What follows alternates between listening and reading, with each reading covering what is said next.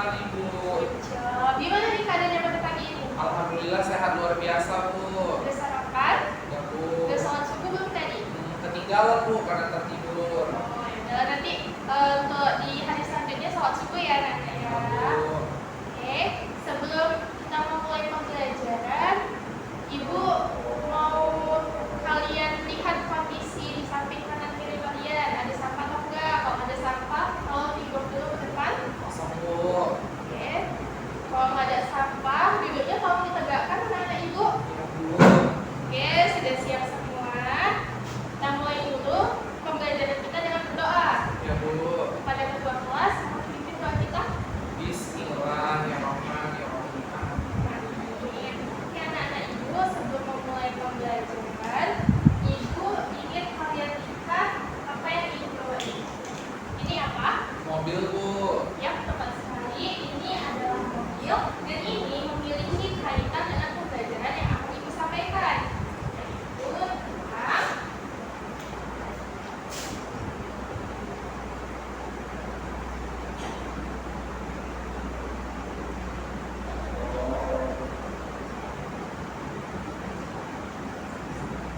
jadi anak-anak Ibu, apa ini yang Ibu tulis di depan? Mobilitas sosial Ibu. Oke, betul. Mobilitas sosial sedikit Ibu singgung sama seperti dengan mobil-mobilan ini, yaitu terjadi Perpindahan. mobilitas sosial itu juga terjadi perpindahan. Namun di sini dia kan perpindahan posisi dari yang posisi di awal menjadi posisi di depan atau posisi ke belakang. Sementara mobilitas sosial itu terjadi perpindahan atau posisi kedudukan seseorang individu atau kelompok. Nah, di sini anak-anak Ibu semua, ada tuh tujuan pembelajaran kita mengenai mobilitas sosial ini. Anak-anak Ibu semua dapat menjelaskan pengertian tentang mobilitas sosial. Yang kedua, anak-anak Ibu semua dapat menjelaskan atau mengidentifikasi bentuk-bentuk mobilitas sosial yang ada di lingkungan masyarakat. Dan yang ketiga, anak-anak Ibu semua dapat menjelaskan faktor pendorong dan penghambat mobilitas sosial. Dan yang keempat, setelah melalui diskusi kelompok dan juga mendengarkan penjelasan Ibu, anak-anak Ibu semua dapat menyajikan hasil diskusinya mengenai bentuk-bentuk mobilitas sosial. Hasil diskusi tadi itu akan Ibu sampaikan kepada kalian dalam bentuk tulisan. Oke, anak-anak Ibu sudah paham semua?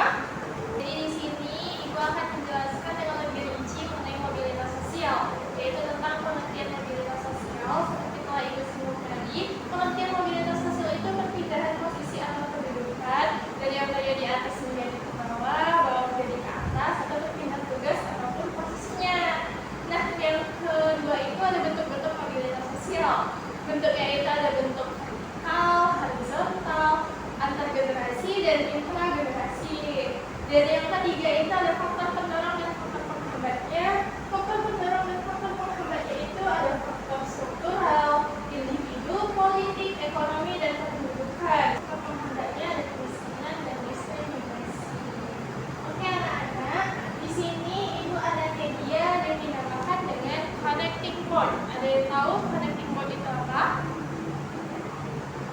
Connecting board ini adalah papan penghubung, di mana di sini ada bentuk-bentuk mobilitas sosial. Coba Rizky jelaskan bentuk mobilitas sosial ini apa? Mobilitas sosial? Mobilitas sosial vertikal terbagi menjadi dua, ada vertikal ke atas dan vertikal ke bawah.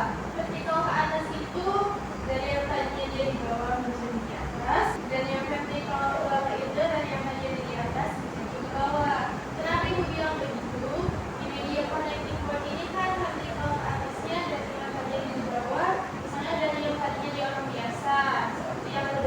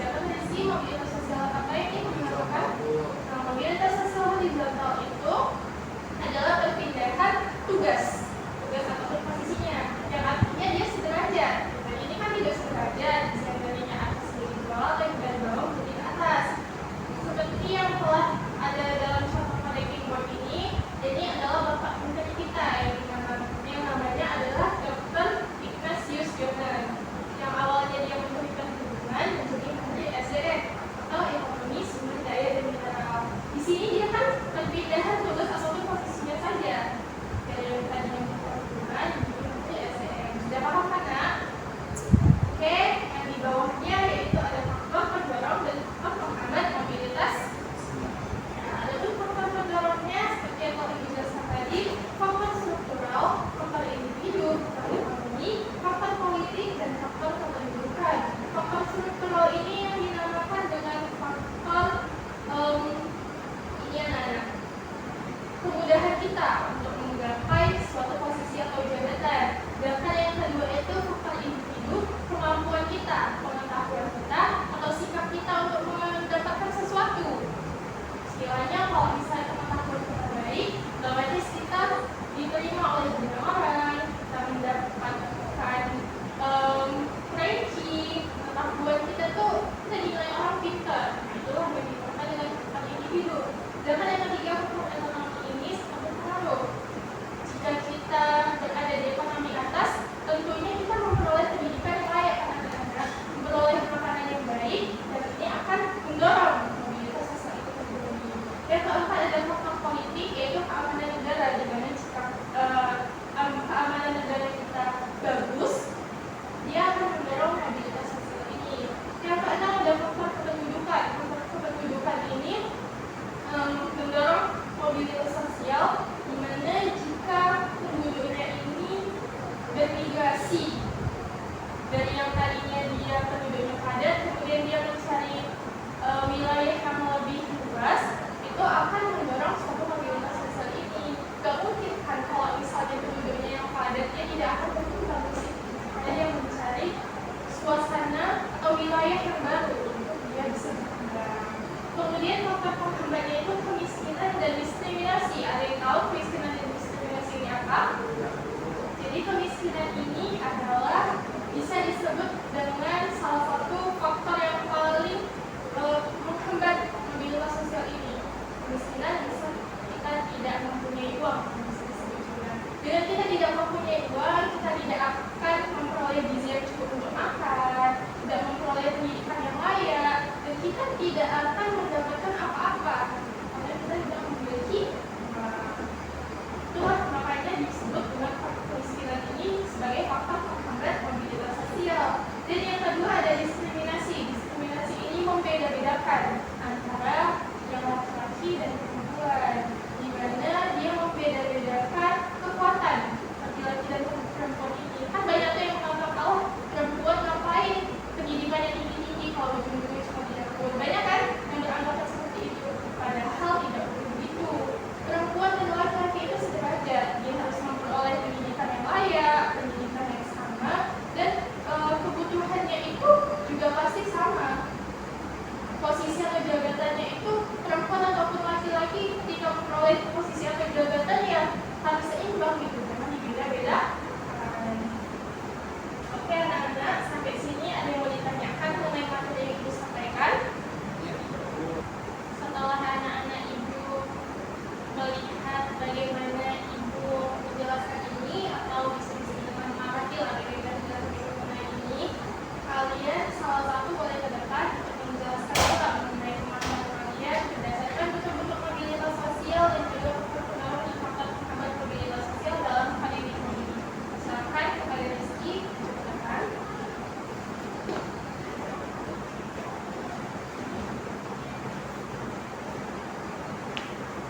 Jadi di situ Rizky ada bentuk-bentuk mobilitas sosial yang secara vertikal, ada bentuk-bentuk mobilitas sosial secara horizontal. Oke, boleh disebutkan bentuk-bentuk mobilitas sosial vertikalnya apa saja? Kalau mobilitas vertikalnya itu ada yang ke atas dan ada yang ke bawah. Kalau yang horizontal, dia perpindahannya apa itu? Perpindahannya hanya posisi Bu, namun jabatannya tetap sama. Kalau misalnya di bawah itu tentang apa sih? Tentang faktor pendorong dan penghambat mobilitas sosial Bu. Faktor pendorongnya apa saja boleh disebutkan? Ada faktor struktural, faktor ekonomi, faktor kependudukan, faktor politik, faktor individu. Sekali, terus faktor penghambatnya ada apa Rizky? Ada kemiskinan dan juga ada diskriminasi Bu. Oke, tepat sekali. Boleh tepuk tangan kepada Rizky telah menjelaskan apa yang ada dalam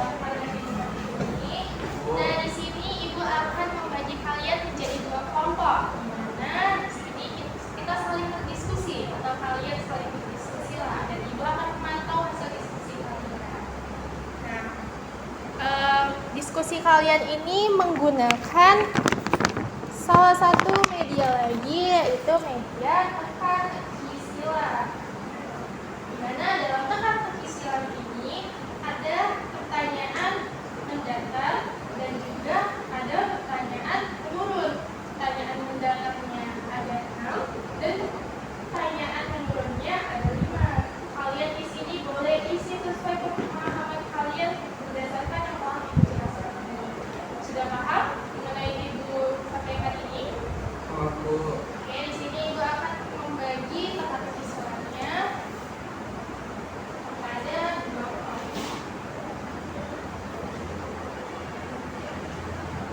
Silakan kalian baca, kalian pahami, kemudian kalian diskusi dan saling mengisi pertanyaan-pertanyaan tersebut, dan tulislah jawabannya itu di dalam kotak-kotak yang telah disediakan ya anak-anak.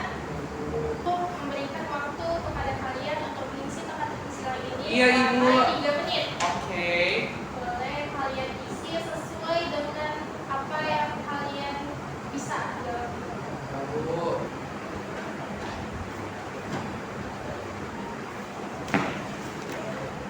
Ada yang menanyakan anak Ibu? Paham, Bu.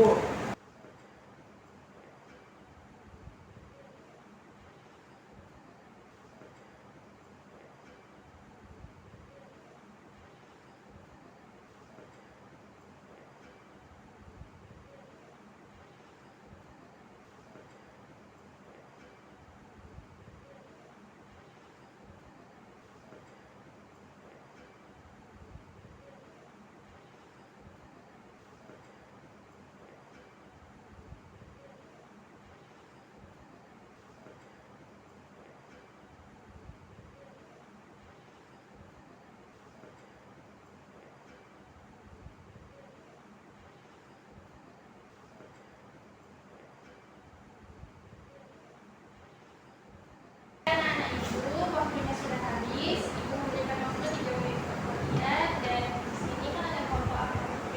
Silakan kepada kelompok A perwakilannya maju ke depan untuk mempresentasikan hasil jawabannya berdasarkan hasil diskusi kelompok A.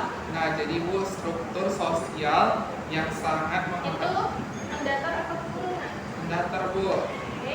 Jadi struktur sosial yang sangat dapat memenuhi mobilitas sosial itu adalah Kaku. kaku. Apakah Lalu betul jawabannya di situ kaku? betul, Bu. Oke, itu nomor berapa, Nak? Nomor 2, Bu. Oke, selanjutnya nomor 4. Perpindahan posisi individu atau kelompok dalam struktur sosial. Dinamakan. Dinamakan mobilitas, Bu. Oke, kalau untuk menurun, Nak, di nomor 3. Perubahan status sosial dari satu generasi ke generasi lain disebut mobilitas. Jawaban kamu? Mobilitas Antar. antar generasi. Oke, tepat sekali.